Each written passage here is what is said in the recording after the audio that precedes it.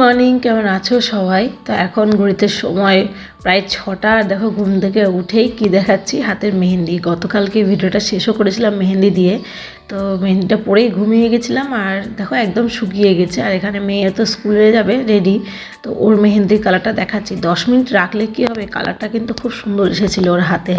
আর সেই জন্য হাসি দেখো, দেখেছো মুখে, সকালবেলায় এত সুন্দর হাসি। তো তারপর তো স্কুলে চলে গেছিলো, স্কুল থেকে চলেও এসেছে, ওর বাবাই দিয়ে এসেছে, ওর বাবাই নিয়ে এসেছে। আর ওদের বাবা মেয়ের আজকে টিফিন হচ্ছে মুড়ি আর আম। আমি বললাম একটু গোলা রুটি বা কিছু একটা করে দিই, তো বললো না কিছু করতে হবে না, আমরা আম মুড়ি খেয়ে নেবো। তারপরে এখানে দেখাচ্ছিলো, দেখো ঠাকুর যাচ্ছে আমাদের বাড়ির সামনে দিয়ে, শ্রাবণ মাসের আজকে প্রথম সোমবার। আর সকাল সকাল কারোর বাড়িতে হয়তো পুজো আছে, তো সেই জন্য এখানে এই যে মহাদেবকে নিয়ে যাচ্ছে। তো আমিও কাজটা সেরে স্নান করে চলে এসেছিলাম ঠাকুর ঘরে। এখানে সমস্ত পুজো করার জন্য সব কিছু জোগাড় করব বলে নিয়ে বসেছি। আর তারপরে চলো এবার আমিও পুজো করি। আর এই যে আমার সিংহাসন এখানে, এবার এখান থেকে মহাদেবকে একটা তুলে আজকে নিচটায় নামিয়ে নিয়ে আসবো। এই যে এখানে নিচে নামিয়ে নিয়ে এসে ভালো করে ঘি মধু, আমি না অত নিয়ম কিছু জানি না, তো মা কাকিমাদের কাছ থেকে যেটুকু শুনেছি তারা যেভাবে পুজো করে বা আমাকে যেভাবে পুজো করতে বলেছে সেইভাবেই আমি পুজোটা করি। খুব বেশি আচার নিয়ম বা কিভাবে কি করতে হয় আমি জানি না। তো এখানে প্রথমে চন্দন আর ঘি মধু মাখিয়ে একবার নর্মাল জল দিয়ে, মানে গঙ্গা জল দিয়ে আর কি, স্নান করিয়ে নেব।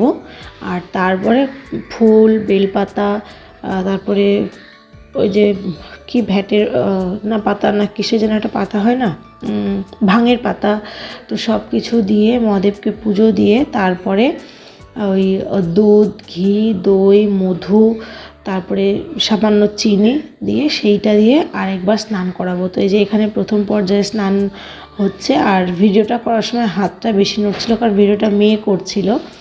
আর দূরে ওই যে ঘিয়ের জারটা দেখা যাচ্ছে, ওটা না আমাদের ওই বাড়ির জন্য, মানে মা আনতে বলেছিল আর কি।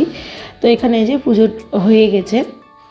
তারপর এখানে মহাদেবকে সেই যে গ্লাসে সব কিছু একবারে দিয়ে রেডি করেছিলাম, তো সেইটা দিয়ে এবার মহাদেবকে অভিষেক করে নিচ্ছি। আর একটু রেখেও দেব, হাজবেন্ড আর মেয়ে যখন স্নান করবে, স্নান করার পরে ওরাও মহাদেবকে দেবে।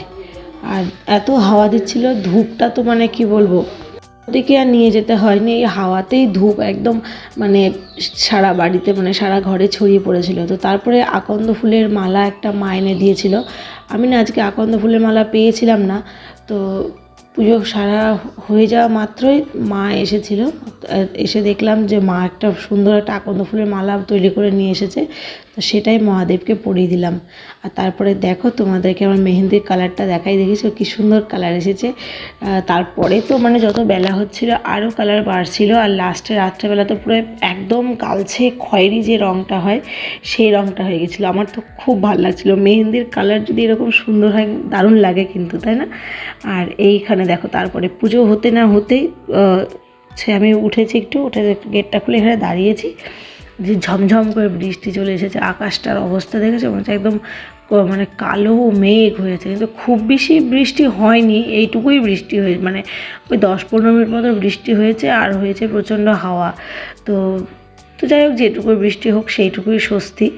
তো চলো এবার রান্নাঘরে যেতে হবে, কারণ আমি তো উপোস, আর আমি এই উপোস করে আর কি আগুনে ছোঁয়া তো কিছু খাই না, ফলমূল এইসব খেয়েই থাকি। তো মা হাজব্যান্ড সবাই বলছে যে যদি না থাকতে পারিস, না থাকতে পারলে তখন দেখা যাবে শরবত টরবত করে খেয়ে নেবো। আর এখানে ওদের আজকে খাবার দাবার হচ্ছে পনির আলুর সবজি পটল দিয়ে, আর মেশানো একটা সবজি আছে এখানে, আলু পটল ঝিঙে তারপরে কাঁঠালের বিচি সব দিয়ে, আর আছে পটল পাতার বড়া। তো তারপরে বিকেলবেলা এখন ওই 4টে 4:30 হবে, তো তখন আমরা বেরিয়েছি। তো হাজব্যান্ড বললো চলো হচ্ছে উপোস করে আছো, বাইরে থাকলে বেশি ইয়ে লাগবে, বাইরে থেকে ঘুরে আসো, সময়টাও কেটে যাবে আর ভালোও লাগবে। তো দেখো বিকেলবেলার বাইপাসের ওপর দিয়ে আমরা যাচ্ছিলাম হচ্ছে ভাটরা বিলে।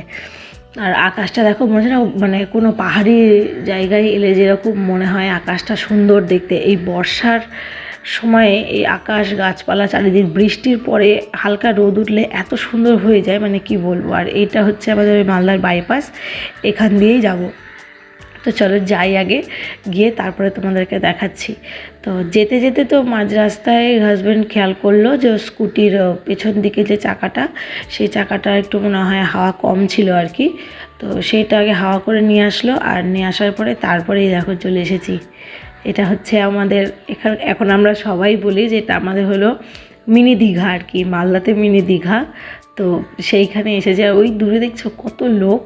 তো ওখানে আমরা যাইনি, আমরা এই পাশটায় এদিকটাই গেছিলাম। আর এখানে হাজব্যান্ড আর মেয়ে দেখো দিলখোশ পাঁপড়, বাদাম, আইসক্রিম সব বিক্রি হচ্ছিলো, এখানে ওরা কিনে কিনে খাচ্ছিল।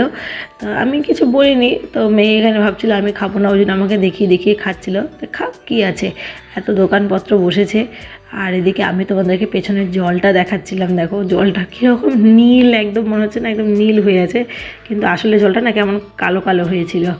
তো তারপরে মেয়ে অনেকক্ষণ থেকে বায়না করছে, বাবা চলো নামবো, চলো নামবো, চলো নামবো, এরকম করে বায়না করছিল।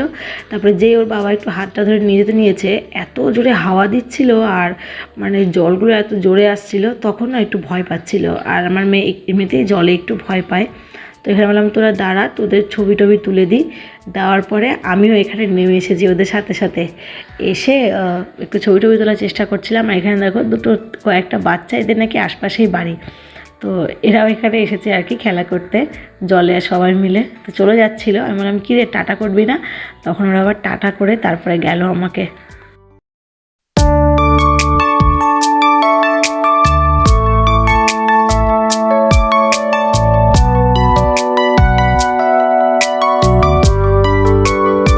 চলো এবার এখান থেকে বেরাই, কারণ বিকেল হচ্ছিল যত আর তত না মানে ভিড় বাড়ছিল, প্রচণ্ড ভিড় হচ্ছিলো। তো হাজব্যান্ড বললো যে চলো শান্তিপুরের দিকে যাই, ওদিকটায় লোকজন খুব একটা যায় না, তো ওইখানটায় গিয়ে আমরা কিছুক্ষণ বসবো। তো তাই তো বললো, কিন্তু বৃষ্টি হয়েছিল না, চারিদিকটা ওরকম কাদা কাদা হয়েছিল, বসা তো যায়নি। আমরা স্কুটিতেই ডাবল স্ট্যান্ড করে তিনজনে বসেছিলাম, আর ওখানে প্রায় আধ ঘন্টা পৌনে এক ঘন্টা সময় কাটিয়েছি। আর এখানে আমি এরকম হাসছি, তার কারণ হচ্ছে মেয়ে না স্কুটির ওপরে মানে সিটের ওপরে উঠে আমাকে দেখতে যাচ্ছিলো, তো স্লিপ করে গেছিলো। তো সেই কারণে তখন আমার হাসি পেয়ে গেছিলো। আর এই দেখো এখন আবার জোয়ান খাচ্ছে, মানে একটার পর একটা খাওয়া লেগেই আছে। তো কি সুন্দর লাগছে না, এখন একদম মানে পড়ন্ত বিকেল বা একদম সন্ধে লেগে আসছে। তো আমরা এখান থেকে বেরিয়ে যাচ্ছি, তার কারণ হচ্ছে এই দিকটা না সেরকম ল্যাম্পপোস্ট মানে লাইট ফাইটও সেরকম কিছু নেই, আর সন্ধ্যের পরটা এদিকটায় লোকজনও খুব একটা আসে না। তো সেই জন্য আমরা হচ্ছে আর থাকিনি, আমি বললাম যে চলো এবার ওদিকটায় যাই। আর তোমার হচ্ছে আবার ভালোও লাগছিল না, আর মনে হচ্ছিলো যে এবার শুয়ে থাকতে পারলে ভালো লাগে, এরকম ইচ্ছা হচ্ছিলো। তো সেই জন্য আমি বললাম ঠিক আছে চলো, আর তাহলে এবার বাড়ির দিকেই যাই।